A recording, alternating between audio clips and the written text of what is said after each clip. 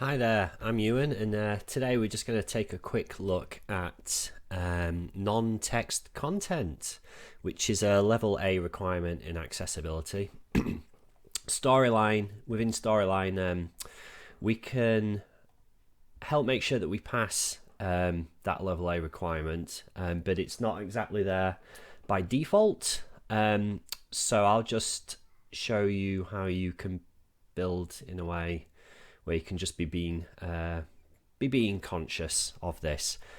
So it's this requirement here, non-text content, and we're going to look specifically at this point here about decorative images, because we use a lot of decorative images in e-learning. There is some content that we need to make sure is read out to a screen reader user, so someone who is blind and running through your course with something called a screen reader, like charts and stuff like that.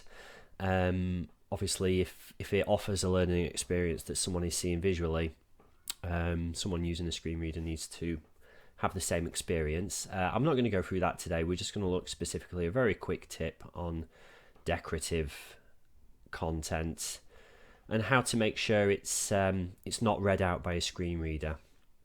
So by default in Storyline, a visual page here, the only content that is really important for the learning experience is our heading, our welcome text, and what do we mean by non-text content, and how can we assure our content is compliant. That's what's important to us as a learner. This all here is decorative. I'd love to tell someone that it's a little illustration of myself on here, but it's not really important for the experience. It's just there decoratively. And I've also used some other shapes in Storyline to build out some of my background. So this content here.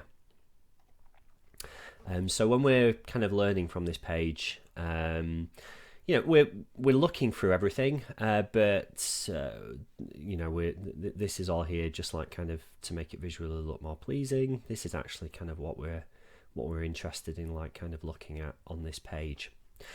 So what we need to make sure is that someone using a screen reader is getting the same experience, because by default this page is going to fail non-text content, so it's going to fail this level A requirement, because screen readers first, it's going to pick up this logo here and it's going to read it out as asset2 at 2x.png. That's literally what it's going to say. It's going to say exactly what it's called. It's going to say asset1 at 2x.png for this thing here, and it's going to say rectangle here. Lots of very useless information that a screen reader kind of has to go through, as well as get to the important information, which isn't a good learning experience, and that's why it would fail on level A requirements. So all we need to do, is really easy to fix up stuff like this, to be conscious of. So if we just go into the size and position settings, I usually do that by Shift Control Enter on the object. I like my keyboard shortcuts. You can also get to size and position from here, from your little arrow there. I'll get to it as well. So what we're looking at is just this accessibility tab here, and this is what I mean. So this is why it's going to read out to a screen reader asset2 at 2x.png, because the object is visible to our accessibility tool, so it's not hiding it from the tool. If someone's navigating this page through a screen reader, it's going to pick up on that, and it's going to read out this useless kind of information here. So all we need to do is just untick that, and suddenly, after we publish it, this becomes invisible to a screen reader and no longer kind of populates their learning experience with like kind of this useless little code. So we can just do the same with this here. And we can do the same with our rectangle as well. So there we go, rectangle. We'll just untick that from there as well. So now, when the screen reader's navigating this page, we're only going to have welcome and this text here. So that's kind of quite a straightforward little tip to help you make your content more compliant. And the good thing is if you do this early on in your course, so do it from the start, I'd always say get a page ready with this type of thing, because then as you kind of copy or duplicate that page, for one, if you're using the replace image technique here, so replace picture, so if you've got like kind of, you know, a few of these illustrations that are the same size properties, and it might just be like kind of different poses, and you've got those on different pages, so you know, to help speed up the process, you might just like replace image from a file.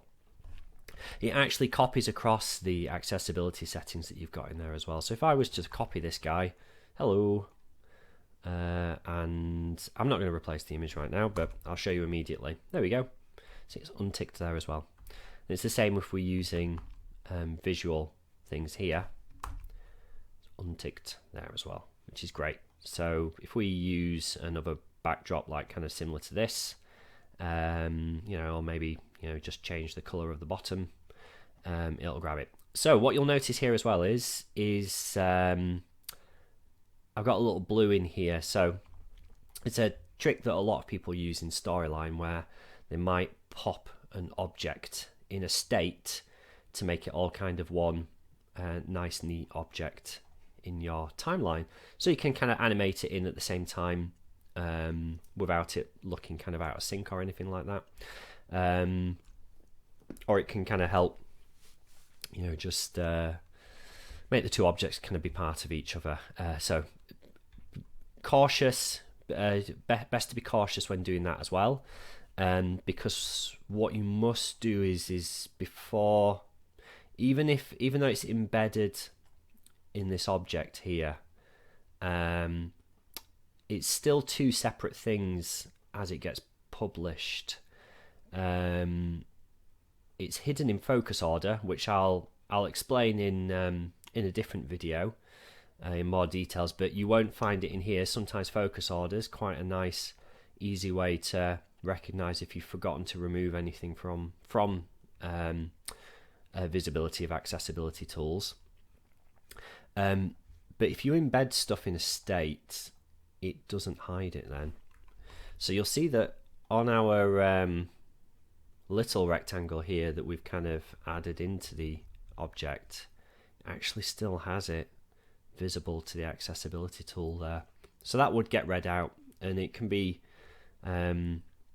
difficult for you to try and track those down if you start then like kind of creating quite a lot of these. You might find yourself having to go back through a course and kind of look in every single state just to make sure you haven't got stuff in there that you've forgotten to untick. So yes, do, as soon as before you put objects in these, make sure you untick those, just so you know that you've left yourself in a decent enough position then. So there we go.